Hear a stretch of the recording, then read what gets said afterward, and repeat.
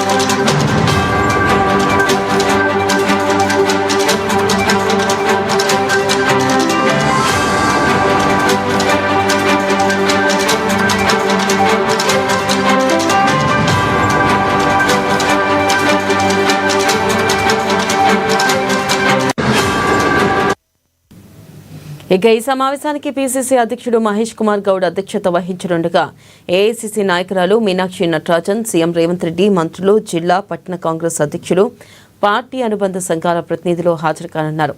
ఈ తరహా సభను మొదటిసారిగా తెలంగాణలోనే ఏర్పాటు చేస్తున్నందున ఇతర రాష్ట్రాలు ఆదర్శంగా తీసుకునేలా విజయవంతం చేయాలని నేతలు భావిస్తున్నారు.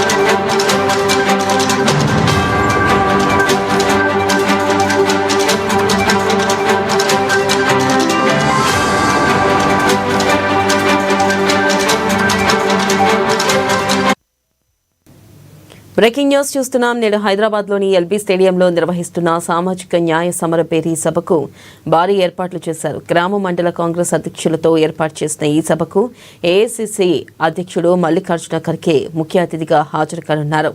ఇక దీనిపై మరింత సమాచారాన్ని మా ప్రతినిధి హరీష్ అందిస్తారు. హరీష్.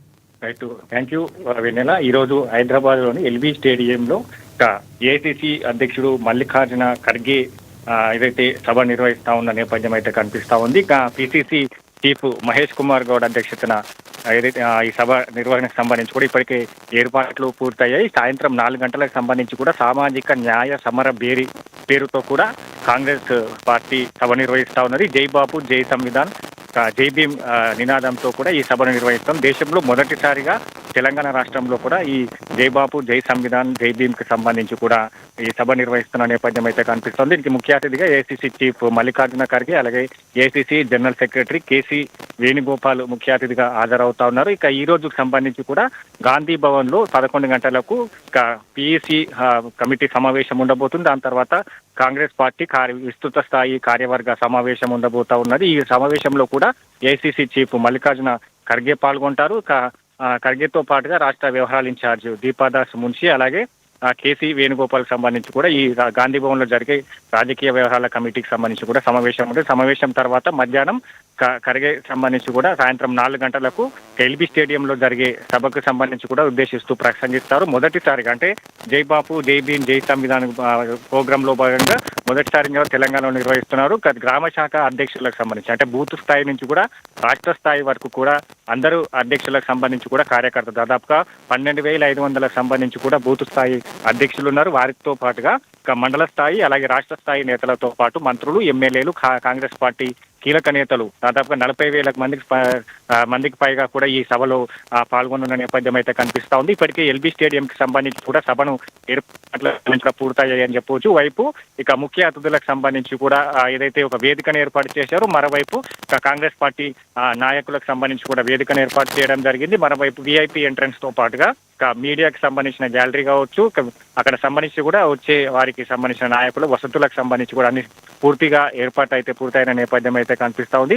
మొత్తంగా కాంగ్రెస్ పార్టీ బలోపేతంతో పాటుగా రాష్ట్రంలో ఏదైతే స్థానిక సంస్థలు ఎన్నికలు రాబోతా ఉన్నాయి, 3 నెలల్లో ఎన్నికలు నిర్వహించాలని కూడా ఇప్పటికీ హైకోర్టు ఏదైతే ఆదేశించింది. ఈ నేపథ్యంలో 3 నెలల్లో స్థానిక సంస్థల ఎన్నికలు రాబోతా ఉన్నాయి కాబట్టి స్థానిక సంస్థల ఎన్నికలకు కార్యకర్తలకు సంబంధించి కూడా దిశానిర్దేశం చేయనున్నారు. దాంతో పాటుగా దేశంలో సామాజిక న్యాయం అనే అంశం పైన కూడా జై బాపు జై భీమ్ జై సంవిధానం కార్యక్రమాన్ని తీసుకున్నారు. రాజ్యాంగ పరిరక్షణ, కేంద్ర ప్రభుత్వం సంబంధించి కూడా రాజ్యాంగం అలాగే అంబేద్కర్ వాదానికి సంబంధించి కూడా కించపరిచేలా కేంద్ర ప్రభుత్వ వైఖరి ఉన్నది. వాటన్నిటినీ ప్రజలకు వివరించే ఈ కార్యక్రమాన్ని తీసుకున్నారు.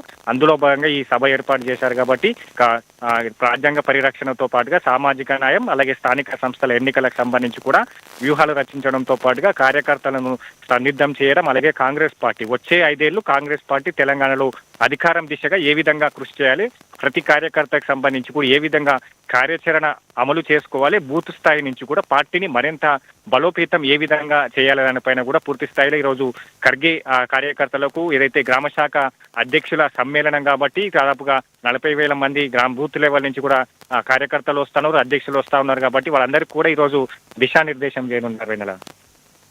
Thank you Harish.